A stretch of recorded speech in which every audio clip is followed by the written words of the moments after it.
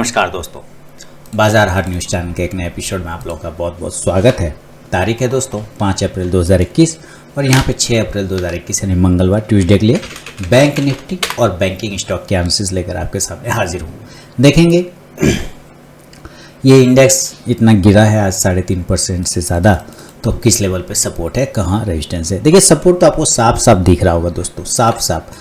कल ही ये लाइन मैंने लगा दिया था, आपने देखा होगा कल ही मैंने इस लाइन को यहाँ पे लगा दिया था कि भाई अब अगर गिरता है तो यहाँ पे एक इम्पॉर्टेंट सपोर्ट है, यहाँ पर आके रुकना चाहिए। आज का लो भी लगभग वही लगाया है, 32,300 के आसपास का एक लो था, वही लो आसपास में लगा है।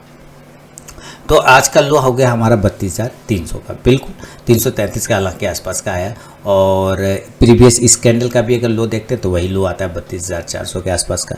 तो कुल मिला के बात है कि 32,000 से लेके 32,300 400 जो है इम्पोर्टेंट सपोर्ट जोन अभी बन चुका है। अभी कमज़ोर है, अभी मार्केट कमज़ोर हो गया सिर्फ न्यूज़ के वजह से। एक ही कारण है और वो कारण है न्यूज़। और न्यूज़ में भी कौन है, हमारा जो इस बार का ये चल रहा है मिलेनियम ऑफ दी कोरोना महाशय, इसके वजह से सारे सिनेमा हॉल बंद, स्कूल कॉलेज बंद, ये बंद वो बंद, सब बंद, मॉल बंद, तो कहाँ से चलेगा, है ना। सब बंद ही कर देगा तो। लेकिन उस तरह का खतरनाक वाला नहीं है जैसा कि पिछले बार हुआ था, क्योंकि अभी तो थोड़ा सा प्रिकॉशन है, लोगों के पास दवाई है, वैक्सीन है, तो उतना खैर खास नहीं। लेकिन इम्पैक्ट तो पैनिक होते हैं लोग, परेशानी में तो आते हैं इससे, इसलिए इम्पैक्ट तो बाजार पे आएगा। तो अब देखिए लो लगा दिया है इसने, लो लगाया है 33,300 का, क्लियर है, सॉरी 32,300 का, 32,300 का इसने लो लगाया है, 32,300 का इसने लो लगाया है। और क्लोज अगर कर रहा है तो वो कर रहा है 32,700 के आसपास में। तो क्लोज और लो के बीच में देखते हैं तो अब 400 पॉइंट का डिफरेंस है, ये कोई खास बड़ा डिफरेंस नहीं है। कहने का मतलब है कि मुझे कम से कम क्लोजिंग चाहिए थी 33,000 की, 33,000 की अगर ये क्लोजिंग कर देता ना तो थोड़ा सा हिम्मत आ जाता, लेकिन नहीं किया तो थोड़ा सा भी डर है अंदर में, है ना, कन्फ्यूज़न भी है थोड़ा सा। तो इसको हम देखेंगे कल नॉर्मल कंडीशन में कहाँ पे बाइंग आएगा। देखिए बाइंग हम करेंगे 32,800 के ऊपर। इस जोन को आज मार्केट ने बहुत अच्छे से रिस्पेक्ट किया। 32,800 पर बार बार जाता था, टच करके नीचे आ जाता था, बार बार जाता था, टच करके नीचे आ जाता था 32,800 को। तो अगर नॉर्मल कंडीशन की बात करें तो 32,800 के ऊपर निकलेगा तभी बाय करेंगे। एक तो ये हो गया। दूसरा 32,800 के ऊपर निकलेगा तो टारगेट क्या होगा, टारगेट होगा 32,900 का और 33,000 का, जो कि इंपॉर्टेंट रेजिस्टेंस जोन है, जिसके ऊपर आज क्लोज करना चाहिए था, क्लोज नहीं किया, तो ये टारगेट होगा। अगर हम सेल की बात करते हैं बैंक निफ्टी में, तो सेल कहाँ होगा, सेल करेंगे हम 32,650 के नीचे, सेल बिलो 32,650 के नीचे। और इस कंडीशन में टारगेट 32,500 का और 32,400 का, वही जो सपोर्ट प्राइस है हमारे यहाँ पर, सपोर्ट जो प्राइस है वही चीज़ हमारे लिए, ठीक है। तो 32,400 का टारगेट हो जाएगा। चलिए ये हो गया एक नॉर्मल कंडीशन में, ठीक है। अब मार्केट में आज का सिनेरियो देखिए क्या क्या हुआ। एक चीज़ तो ये आपको समझ में आ गया, ओके। अब यहाँ पे छोटा सा करता हूँ नीचे, देखिए ये जो बॉक्स बना हुआ है ये हमारे लिए इम्पोर्टेंट जोन का काम कर रहा है बॉक्स। इसी बॉक्स का ऊपर का जोन आता है 33,000, 33,500, 33,800, इसके नीचे का लेवल आता है 32,800, उसके बाद आता है 32,400 के आसपास का। लेकिन अगर मार्केट में कोई न्यूज़ आती है, कुछ भी होता है, तो सारे लेवल ध्वस्त हो जाते हैं, ये तो आपको पता है। खैर कोई बात नहीं, उससे टेंशन नहीं लेना। हम बात करेंगे कि अगर मार्केट कल रिएक्ट कैसा कर सकता है, तो उस कंडीशन पे कल रिएक्ट कर सकता है या तो मार्केट गैप अप ओपन होगा या मार्केट गैप डाउन ओपन होगा। आज बिल्कुल कॉस्ट टू कॉस्ट ही ओपन हुआ था, जहाँ पे पिछले क्लोजिंग हुई थी वहीं के आसपास का ओपनिंग हुआ था। तो या तो गैप अप ओपन होगा या गैप डाउन ओपन होगा। इसलिए मैं नॉर्मल कंडीशन वाला भी एनालिसिस करता हूँ ताकि अगर कॉस्ट टू कॉस्ट ओपन हो तो आपको क्या करना चाहिए। देखिए गैप अप अगर ओपन होगा तो अभी 32,700 के आसपास की क्लोजिंग है, हमारे लिए रेजिस्टेंस है इंपॉर्टेंट 33,000 का, तो मैं 33,000 ही मानूंगा गैप अप, 33,000, क्योंकि इसको ये ब्रेक ही नहीं कर पा रहा था। बार बार ये जो है इसका आशा उम्मीद हम लोग लगा रहे थे कि कम से कम 33,000 क्लोज करे तो मज़ा आ जाएगा, पर नहीं कर पाया, कोई दिक्कत नहीं। तो हमारे लिए अब इम्पोर्टेंट रेजिस्टेंस ही 33,000 है, तो 33,000 के पास ही मैं गैप अप ओपन चाहता हूँ कि हो जाए तो अच्छी बात है। अगर ये गैप अप 33,000 पे होता है तो इस दोस्तों अगर अभी तक आप लोगों ने टेलीग्राम चैनल को ज्वाइन नहीं किया तो जरूर ज्वाइन कीजिएगा। इसमें मैं लाइव में कुछ कॉल्स प्रोवाइड करता हूँ और आप जाके ज्वाइन होकर देख सकते हैं कि वहाँ पे मेरा कॉल्स का परफॉर्मेंस कैसा रहता है। तो यहाँ पे मैंने 3 तरीका बताया ज्वाइन होने का टेलीग्राम चैनल पे। पहला प्रोसेस है दोस्तों कि आप मेरे वीडियो के डिस्क्रिप्शन में जाइए, किसी भी वीडियो के डिस्क्रिप्शन में वहाँ टेलीग्राम चैनल का लिंक मिलेगा, उस लिंक पे क्लिक करके आप टेलीग्राम चैनल पे ज्वाइन हो सकते हैं। दूसरा प्रोसेस है दोस्तों कि आप अपने मोबाइल में टेलीग्राम ऐप को इंस्टॉल कीजिए, उसके बाद उसे ओपन करिए। ओपन करने के बाद आरके ट्रेडिंग बीजीपी को सर्च कीजिए अपने टेलीग्राम ऐप में, तो वहाँ पे मेरा चैनल मिल जाएगा, आप उस पर क्लिक करके ज्वाइन हो सकते हैं। तीसरा प्रोसेस है दोस्तों कि आप मुझसे मेरे व्हाट्सएप नंबर पर टेलीग्राम चैनल का लिंक मांग सकते हैं। मैंने यहाँ पे व्हाट्सएप नंबर दे दिया है और यही मेरा कॉल का भी नंबर है, तो आप यहाँ भी मुझसे अपना व्हाट्सएप पर टेलीग्राम चैनल का लिंक मांग सकते हैं। तो जरूर वहाँ पे ज्वाइन होइए, लाइव में मैं कुछ कॉल्स प्रोवाइड करता हूँ वहाँ पर भी। कंडीशन में हमें क्या करना चाहिए। इस कंडीशन में अगर मान लेते हैं, देखिए ओपन होने का भी बहुत तरीका है कि ओपन हुआ बड़ी कैंडल बनाता है एकदम तुरंत से ऊपर की तरफ, तो वेट कर लेंगे, माने तुरंत ओपन होते के साथ ऊपर की तरफ भागा, वेट कर लेंगे। लेकिन अगर ये 33,000 के पास में डायरेक्ट ओपन होता है और सस्टेन कर जाता है और वहीं से थोड़ा नीचे आने की कोशिश करता है, तो आपको यहाँ पे सेल कर देना है। 33,000 के पास ओपन होने के बाद आप थोड़ा सा प्रिकॉशन ले लें, सावधानी बरतें और 32,950 के नीचे आप सेल कर दीजिए, या बहुत ज़्यादा सेफ रहे तो 32,900 के नीचे सेल करिए। 33,000 पे ओपन होगा गैप अप, वेट करेंगे 32,950 से 32,900 को ब्रेक करने का। और इस कंडीशन में टारगेट आपको ऊपर की तरफ में, नीचे की तरफ में मिलेंगे 32,700 का, जो कि आज का क्लोजिंग है। और दूसरा टारगेट मिलेगा आपको 32,500 का, ये चीज़ है, ठीक है, ये ध्यान में रखना। देखिए आज मार्केट 3.5% गिरा है, तो हो सकता है कल 1.5% ऊपर भी ओपन हो जाए और ऊपर पॉजिटिव क्लोज कर दे, यानी कि बीच में एक पॉजिटिव कैंडल यहाँ पे आपको कहीं बनता हुआ दिखाई दे सकता है, ऐसा हो सकता है।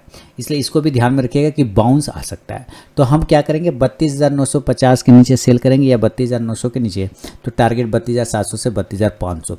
अब आपको ये ध्यान रखना है कि 32,500 और इसके ठीक नीचे 32,400 से लेके 32,300 का एक इम्पॉर्टेंट सपोर्ट भी है, ये भी आपको ध्यान रखना है। तो 32,500 तक तो कोई प्रॉब्लम नहीं है।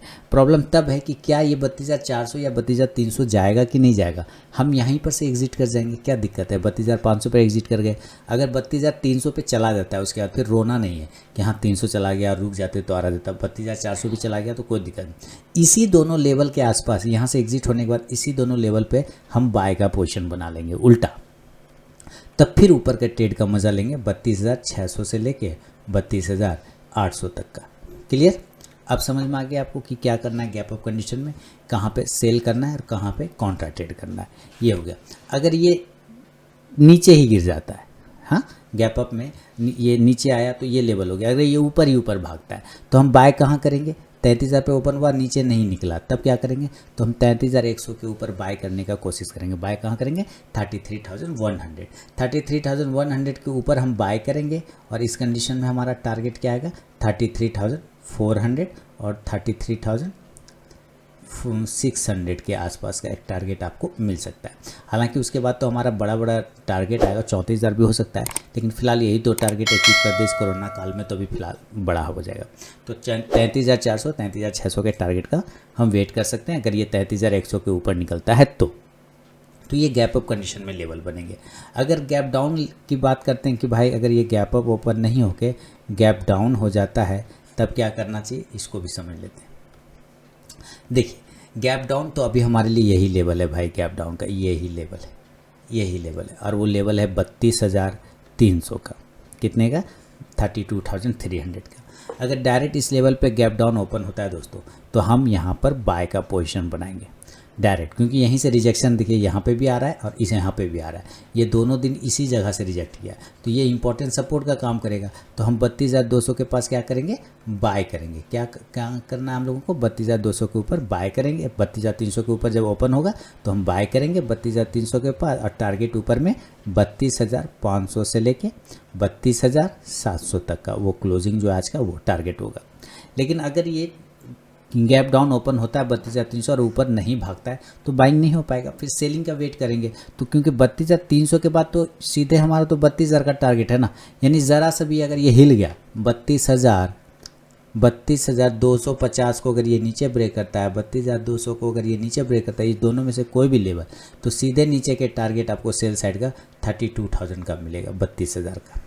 और 32,000 के पास फिर आपको एग्जिट कर जाइएगा, क्योंकि 32,000 फिर इंपॉर्टेंट सपोर्ट है काफ़ी बड़ा, और यहाँ से फिर बाउंस आना चाहिए, यानी हम यहाँ पे बाय का पोजीशन बनाएंगे 32,000 के पास में, और ऊपर के टारगेट फिर हम लेंगे, टारगेट 32,300 का और 32,500 का। तो ये एक व्यू है गैप अप और गैप डाउन में बैंक निफ्टी पे।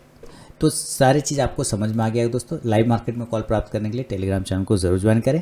ज़रा हम इंडिकेटर अगर देखने की कोशिश करें तो इंडिकेटर में आज फिर से बदलाव हुए होंगे। बदलाव खास नहीं, सिर्फ मोमेंटम इंडिकेटर में बदलाव हुआ है आरएसआई को लेकर।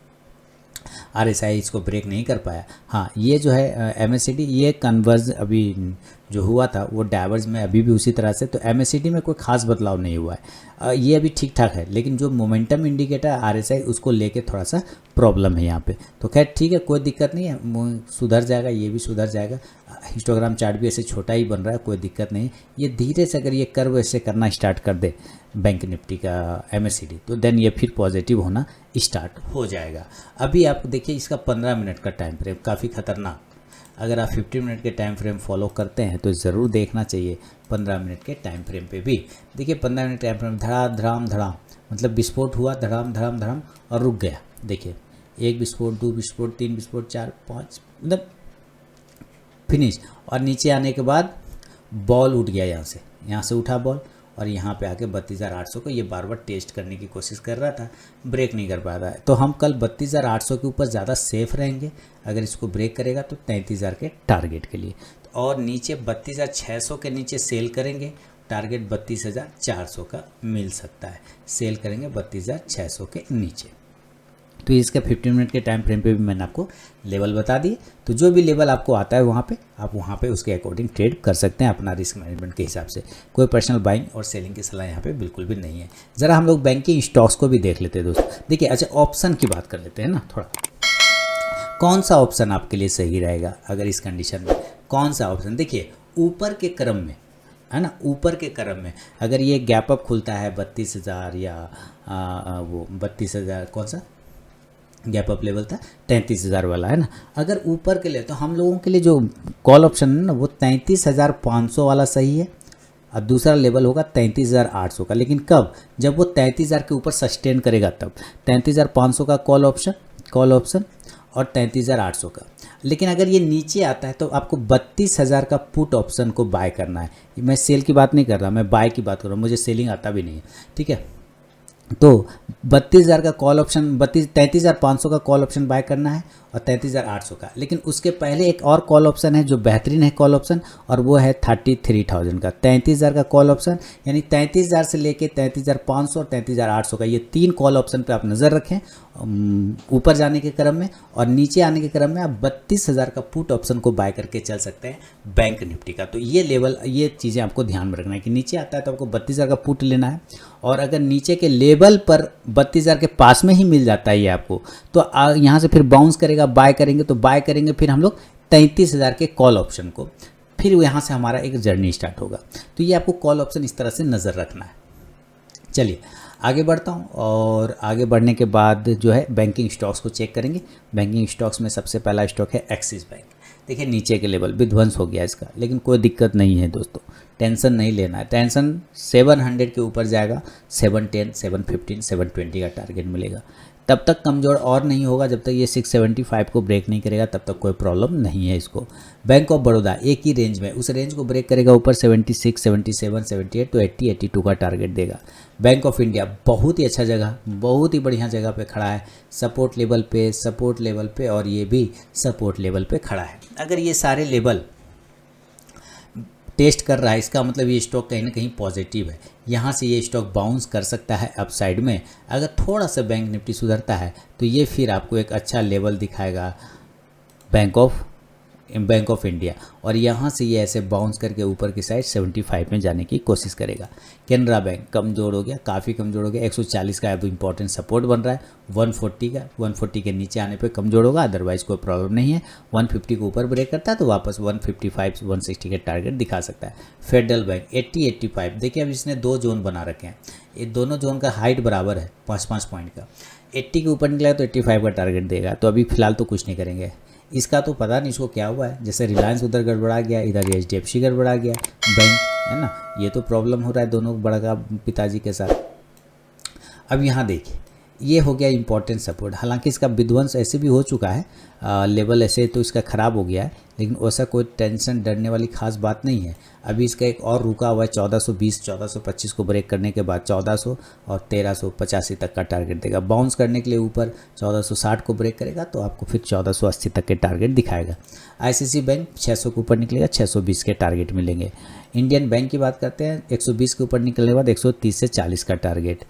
इंडसइंड बैंक नीचे के 6% का मूवमेंट दिया है नीचे के साइड में। ऊपर अगर 950 ब्रेक करेगा तो 970 से 80 तक का टारगेट मिलेगा। नीचे अगर 920 ब्रेक करेगा 900 का टारगेट। कोटक बैंक 1800 के ऊपर निकलेगा, बाय करेंगे 1850 के लिए।